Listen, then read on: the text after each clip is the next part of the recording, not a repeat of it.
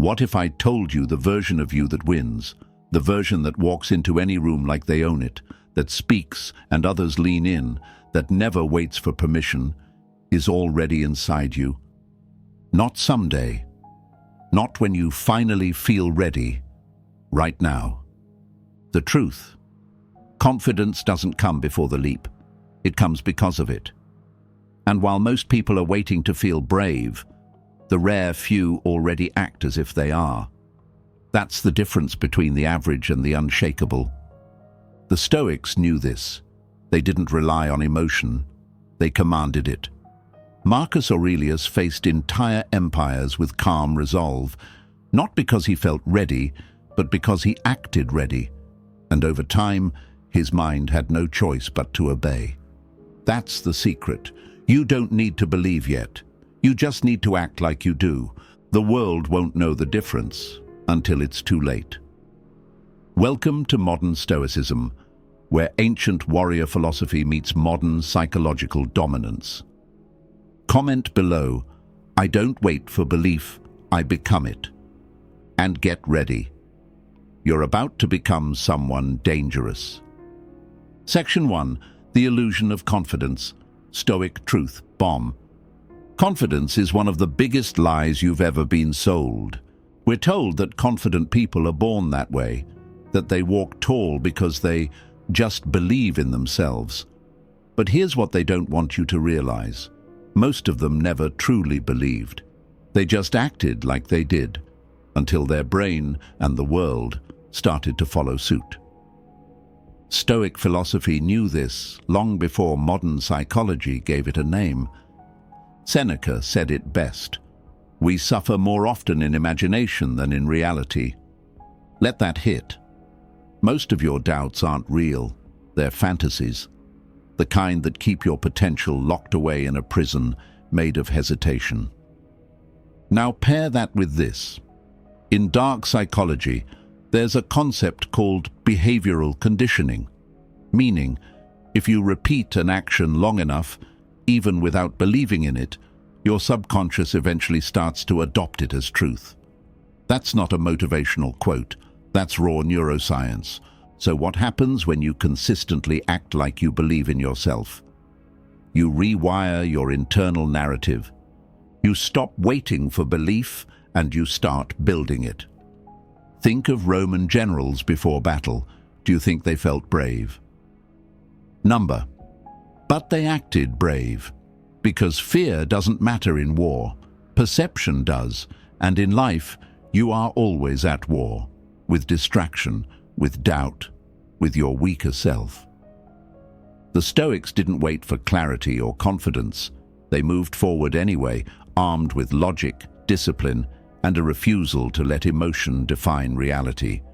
They knew that how you act becomes who you are. This is the paradox. You don't need belief to begin. But the moment you begin, belief starts building itself. That's why when you act as if, you're not being fake. You're being strategic. You're placing yourself in a psychological position of power, and the world responds. Because here's the twisted truth. People don't care if your confidence is real. They care if you move like it is. They respond to certainty, even when it's manufactured. They follow the one who leads, not the one who asks for permission.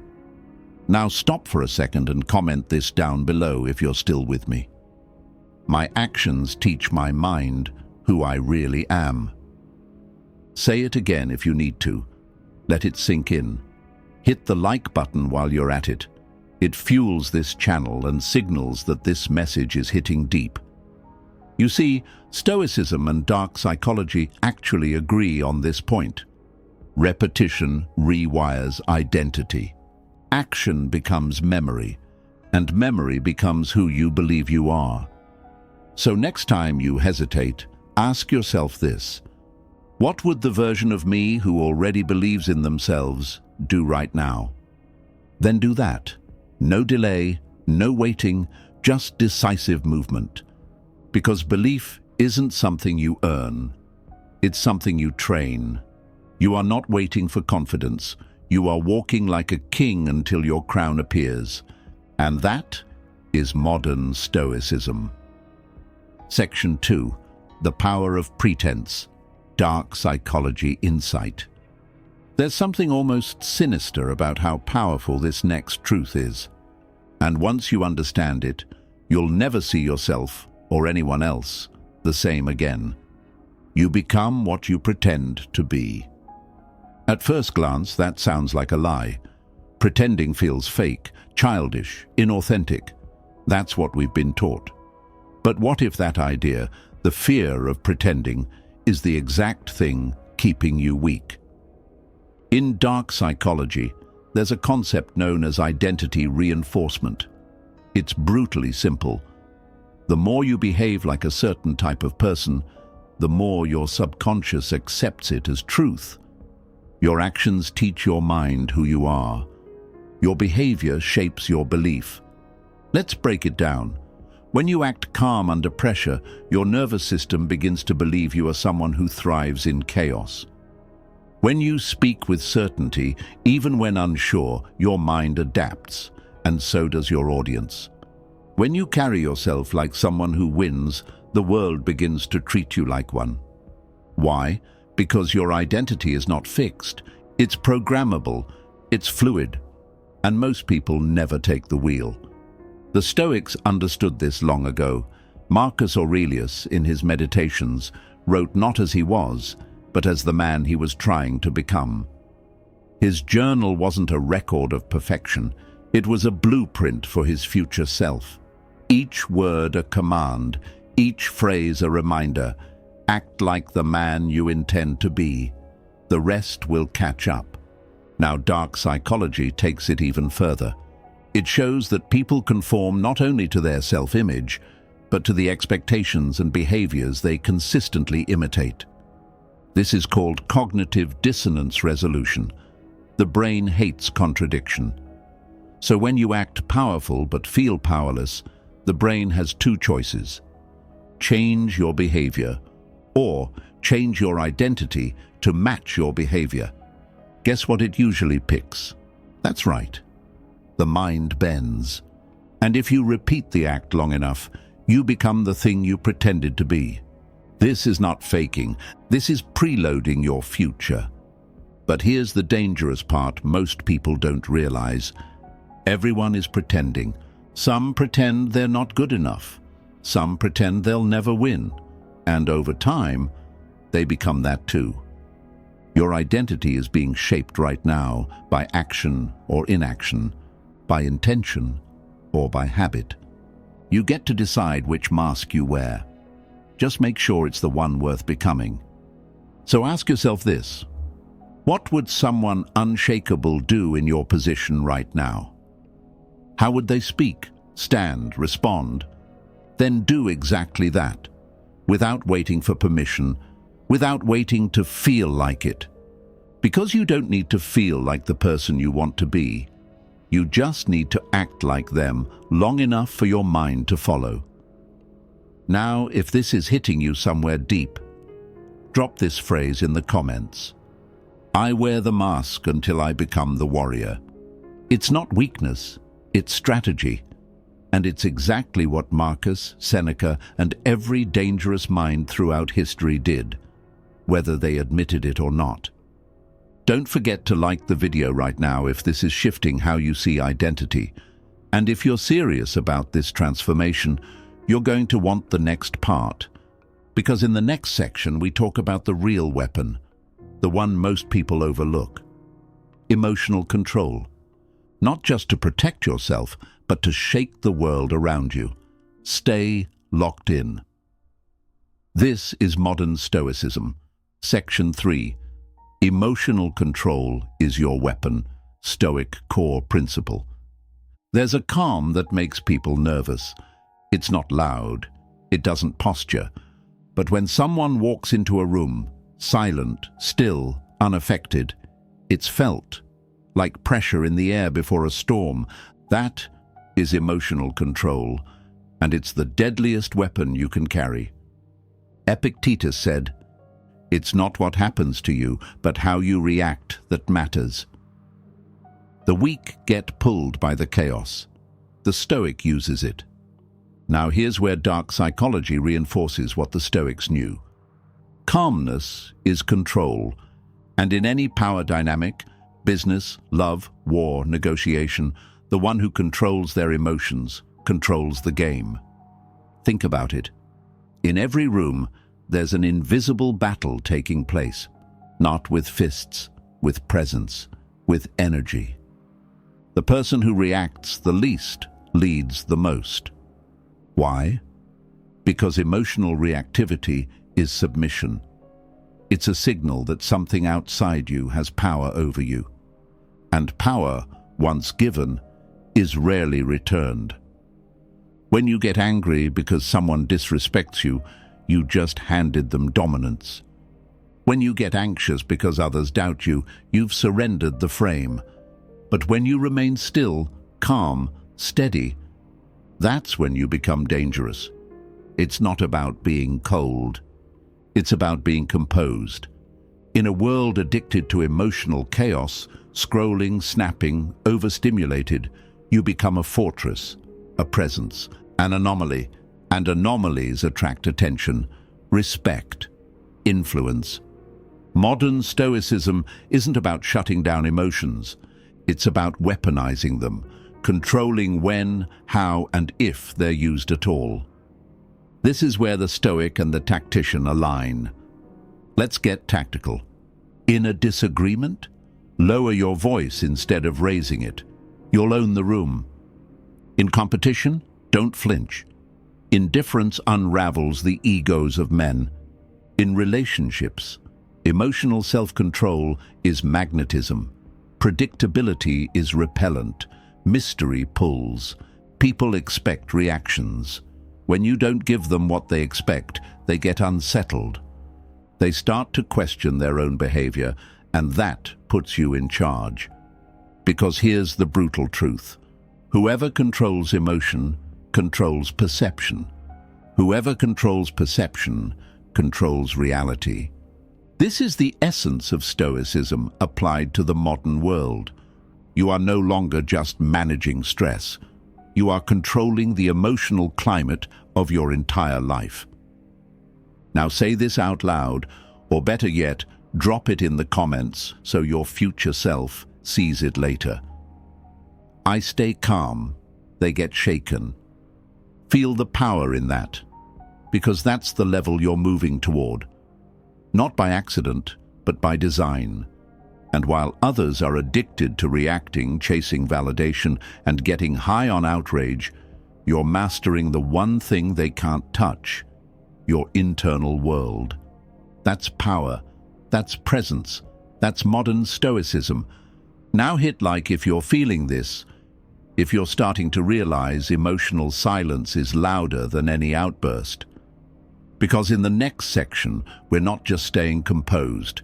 We're stepping into the most transformative principle of all, identity shifting. You've learned how to fake belief, how to use calm as a weapon. Now it's time to become the person who doesn't need to fake it anymore. Let's go. Section 4. Becoming dangerous through identity shifting. Let's be brutally honest. You don't rise to the level of your goals. You fall to the level of your identity. And the reason most people stay stuck, they're still acting from the identity of someone who doesn't believe, someone who hesitates, someone who tries. But trying is weak language. Trying is begging your past self for permission. The Stoics had no tolerance for that kind of thinking. Marcus Aurelius didn't try to be disciplined. He wrote and acted like the emperor he was, even on days he didn't feel like it. Why? Because your identity must be forged before it's accepted. You don't wait until you feel like a champion. You behave like one until the world and your own mind have no choice but to agree. Here's where it gets surgical. In dark psychology, there's a technique called identity displacement. It means shifting behavior so consistently and so radically that your internal story about yourself is forced to adapt. Your subconscious literally updates the script. Think of it like replacing software. You don't just delete the old version, you overwrite it. Line by line, habit by habit, action by action. Here's how you do it. Speak like the person you want to become. Slow, calm, certain. Move like them. Shoulders back. Eye contact. Zero rush. Build rituals that reinforce the new identity. Journals, workouts, routines.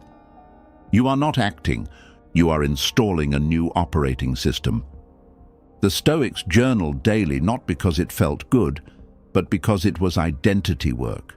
It was the art of becoming through intention. Each morning they reminded themselves, I am the type of person who... And then they lived it, even when no one was watching. That's the real transformation. When your habits evolve, your mind must evolve too. And eventually, the world stops seeing you as someone who's faking it. They start calling you consistent, focused, respected, dangerous. Drop this in the comments if this spoke to you. I become who I decide to be. Own it. Repetition builds identity. Even typing it makes it stronger. So ask yourself, what identity are you living in right now? Who gave it to you? And more importantly, who are you becoming next? Because you don't need more motivation. You need a new identity and the courage to start living it before it feels real. This is how warriors are built. This is modern Stoicism. Section 5. Burn the bridge back. Final transformation. There comes a moment where you stop negotiating with your old self, where you stop asking, can I really do this? Where you stop looking over your shoulder, wondering if you should turn back. And you make a decision, one that ends all other options. That's the moment everything changes. The ancient Spartans had a battle tactic. When they arrived on enemy shores, they burned their ships. No retreat, no escape, no way back. The only path left was forward. The Stoics had the same mindset, only their war wasn't with enemies, it was with weakness, with comfort, with hesitation. Burning the bridge back means this. You no longer identify with the version of you that doubted. You've acted like you believe. You've trained like you believe. Now, you become. Here's the twist. Your brain will try to pull you back to safety. It will whisper, let's slow down. Let's be realistic. But realism is just fear wearing a suit. And hesitation is just the ghost of the life you never lived. You don't get to both evolve and stay comfortable. One has to go. The Stoic path isn't emotional hype. It's commitment in motion. It's deciding you're no longer asking the world who you are. You're telling it through action, through posture, through consistency so unshakable, even your old identity forgets it ever existed. This isn't about confidence anymore. This is about transformation. This is about becoming the kind of person whose belief is unspoken because it lives in how they move, speak, and execute. No more waiting, no more questions. Just forward. Right now, comment this if you're making that mental shift. There is no going back. I believe now. Write it, declare it, etch it into your identity. Because from this point on, you are no longer becoming confident. You are behaving like someone who is already there, and every action reinforces the truth. Section 6. The warrior's silence, mastery beyond belief. There's a level beyond confidence, beyond belief, beyond identity shifting. It's not loud, it doesn't need validation, it's silent, and it's deadly. The final stage is when you no longer think about belief, because you've become the thing you were trying to believe in. There is no mental script, no fake it till you make it, no inner dialogue whispering, you got this. because you already know. And that knowing is so deep, it doesn't need to be spoken. That's the warrior's silence. It's what Marcus Aurelius carried during the weight of an empire. It's what Epictetus developed through chains, not comfort. And it's what you build when your actions have aligned with your identity for so long that belief becomes irrelevant. The world won't recognize this at first. They're used to noise. They're used to people talking about their greatness. But when you walk in silence, move with purpose, and speak only when necessary, people don't question you. They feel you. This is the Stoic paradox. The more inward you go, the more outward impact you carry. The less you seek power, the more you radiate it. Because when your mind is calm and your direction is fixed, you can't be manipulated. That's what makes you untouchable. It's not perfection, it's internal stillness. And that stillness, paired with action, makes you unpredictable, intimidating, inspiring. Dark psychology sees this too. The quiet ones, the ones who don't seek approval, they're the hardest to read, the hardest to break, the hardest to control. They've stopped performing, they've started embodying. That's where you're heading. And if this entire journey, everything we've covered, has done its job, then you should already feel it happening. You're calmer, sharper, more self-directed, less reactive, more intentional. You're no longer acting brave. You're being brave. You're not trying to believe. You've already decided. Now take a breath, feel the silence, own the calm. That's the energy of mastery, and it's yours now. Drop this final phrase in the comments if you're stepping into this level. I no longer seek belief. I move in silence. Let others scream for attention. Let them chase noise. You've outgrown that. This is the higher path. This is modern Stoicism. And you are now walking it without apology, without hesitation, and without the need to explain. Now, if this resonated, if you felt yourself shift throughout this video, hit the like button and let the algorithm know this is the kind of content we need more of. Subscribe to Modern Stoicism. Turn on the bell so you never miss these drops.